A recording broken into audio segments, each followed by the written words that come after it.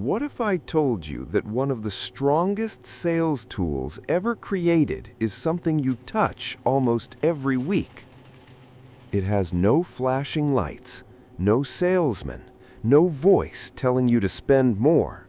It is just a metal basket sitting on four wheels.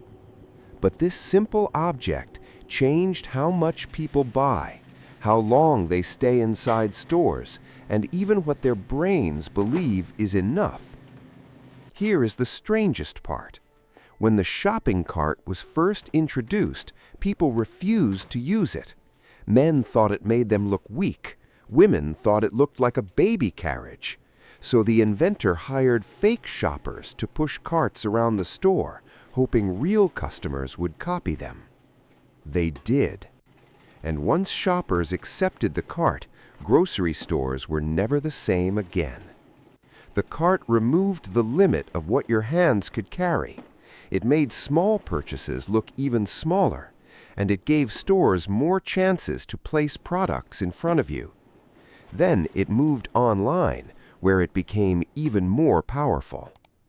Because today, the shopping cart does not simply carry the things you choose. It can quietly shape those choices before you even notice. This is the dark and manipulative history of the shopping cart and how it learned to push you. To understand the cart, we have to enter a grocery store from more than 100 years ago. You did not walk through aisles. You stood at a counter and told a clerk what you wanted. The clerk reached for flour, sugar, coffee, or soap. The goods came to you, one item at a time. That system was slow, but it placed a wall between the shopper and every tempting package in the store. You could not freely touch every product. You could not walk past hundreds of bright boxes. You could not suddenly notice a snack, a drink, or a product that was never on your list. The clerk controlled the shelves. The clerk controlled the goods. And in many ways, the clerk also controlled the shopping trip. Then, in 1916, a strange new kind of store opened in Memphis, Tennessee. Customers were told to serve themselves. Instead of standing at a counter, shoppers walked through a path. They picked goods from open shelves and carried their choices in small hand baskets.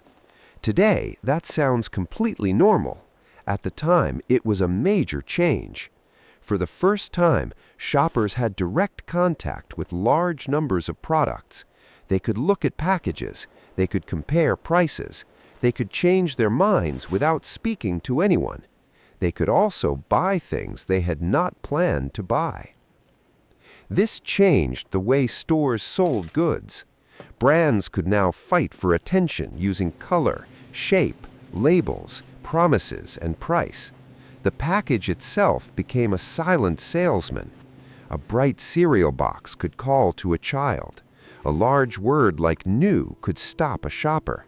A picture of fresh fruit could make a product feel healthy, even when it was filled with sugar. The self-service store gave people more freedom, but that freedom created a new problem. But a customer could only buy what a customer could carry. The hand basket had a natural limit. As more products entered the basket became heavier. The metal handle pressed into the fingers. The arm became tired. The shoulder began to hurt. And at a certain point, the shopper stopped looking. Not because there was nothing else they wanted, not because they had reached their budget, but because their body had reached its limit. When the basket became painful, the shopping trip ended. Tired fingers did what a budget often could not. Store owners noticed this. They saw customers walking toward the register with full baskets, and every full basket might mean more products left behind on the shelf. The store had more to sell. The shopper might even be willing to buy more, but the human body was stopping the sale. In the 1930s, an Oklahoma grocer named Sylvan Goldman kept watching this exact moment happen. Goldman owned a chain of self-service grocery stores. He understood that customers liked choosing their own products. But he also understood that heavy-hand baskets cut shopping trips short. He watched people move through the aisles. At first, they shopped quickly. Then the basket began to fill. The shoppers slowed down. They shifted the basket from one hand to the other. They rested it against a leg. Some shoppers placed the basket on the floor for a moment. Others simply stopped shopping and walked toward the register. Goldman saw lost sales in every tired arm. The store had more products. The shopper might have had more money, but the basket had become too heavy. The human body was standing between the store and a larger sale. One night, Goldman was thinking about the problem. He looked at a folding chair, and suddenly he saw something other people did not see. What if the chair could hold a basket? What if wheels could carry the weight instead of the shopper? What if people could push their goods instead of carrying them? Goldman began working with a mechanic named Fred Young. Together, they built a light metal frame inspired by a folding chair. The frame could open and close.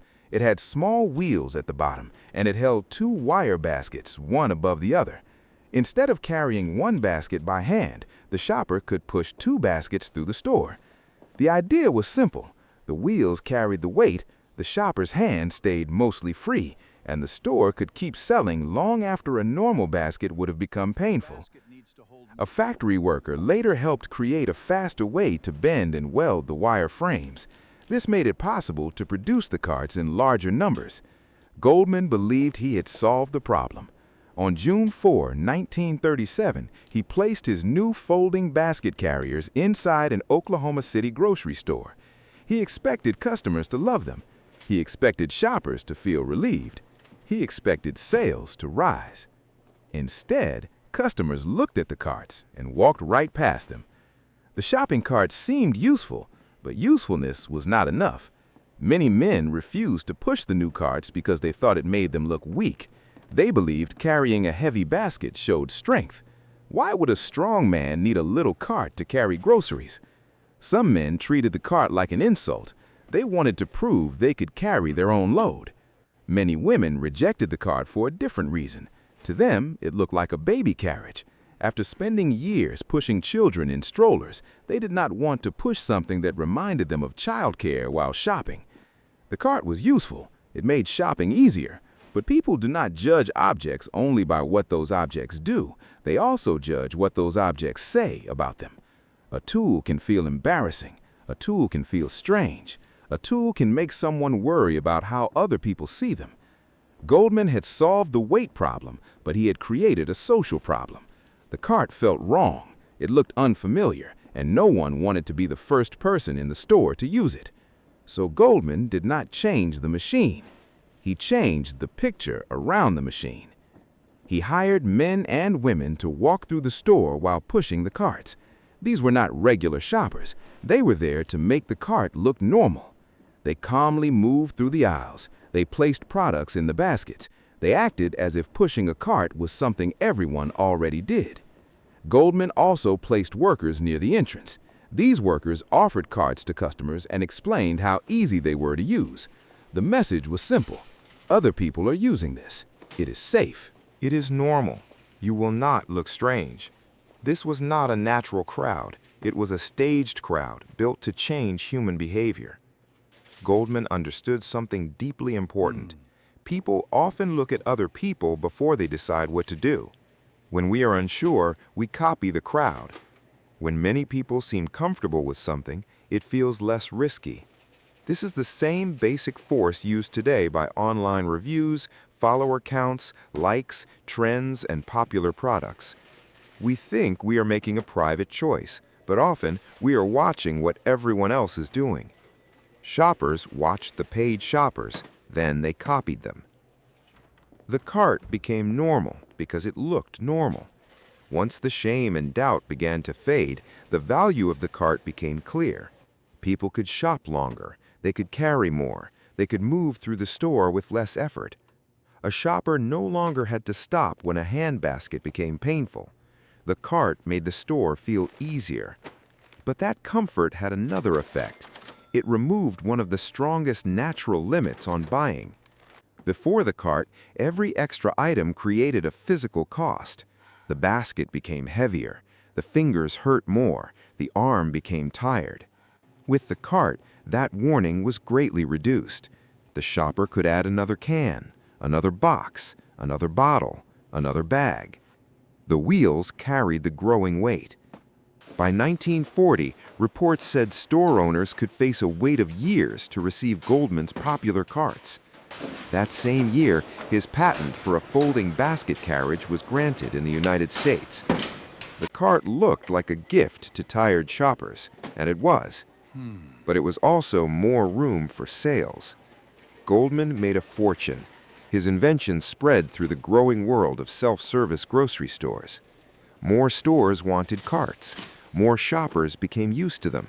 And soon, a grocery store without carts began to feel incomplete. Still, Goldman's early cart had a weakness. It folded open and closed. Workers had to handle it, and many carts took up valuable space. Stores needed a better design. Then, in 1946, a Kansas City inventor named Orla Watson approached the problem from a new direction. Instead of focusing only on how the customer used the cart, Watson thought about how the store stored it. He added a swinging rear gate. This allowed one cart to slide partly inside the cart in front of it. That simple change created the nesting line of shopping carts we still see near store entrances today. One cart inside another, then another, then another. A long line of carts could now fit into a much smaller space. It was a simple idea, but simple ideas often change entire industries. Goldman soon supported a similar nesting cart. This led to a long fight over patent rights. Watson argued that the swinging rear gate, the key part that allowed carts to fit together, was his invention. In 1949, Watson received a patent for carts and baskets that could telescope together and save floor space. Goldman later gained rights to build the design. Watson received payment connected to its use. The modern shopping cart was not created in one perfect moment. It was built through several ideas: the folding frame, the wire basket, the wheels, the swinging rear gate, the nesting design. After World War II, supermarkets grew larger, families owned cars, and refrigerators expanded. Shopping changed from small daily trips to massive weekly hauls. The cart became the bridge between shelf, checkout, parking lot, and home. Suddenly, your arms were no longer the limit. But the cart changed more than physical limits. A few products inside a large cart can look strangely small, making the cart feel empty. That empty space quietly changes perception. Like food on a large plate, the same amount can suddenly feel like it is not enough. One unplanned purchase can also trigger another.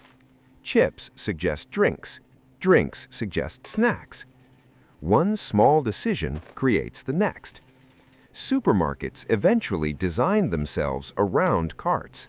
Wider aisles, longer routes, eye-level products, and tempting displays placed directly in your path. Even essential products like milk can sit deep inside the store, forcing shoppers past hundreds of opportunities to buy something unexpected. Then comes checkout. Beside a cart already filled with groceries, one candy bar or drink suddenly feels almost too small to matter. In the 1990s, the cart entered the internet. Add to cart felt safer and less final than pressing a button that simply said buy. The digital cart removed another limit: physical space. No weight, no full basket, no tired arms. You could keep adding almost endlessly. And when you leave, the cart can follow you through reminder emails, advertisements, recommendations, and messages encouraging you to return. Today, smart carts contain screens, scanners, cameras, and sensors. They can guide shoppers, suggest products, track purchases, and collect shopping data. So, next time you grab that plastic handle, remember, you are not only pushing the cart may also be shaping your choices. Click on the related video on the screen to watch another hidden history behind an everyday object. Please like and share this video, subscribe to the channel for more strange and interesting stories, and explore the channel for more videos like this. Because sometimes the most powerful objects are the ones we stopped noticing a long time ago.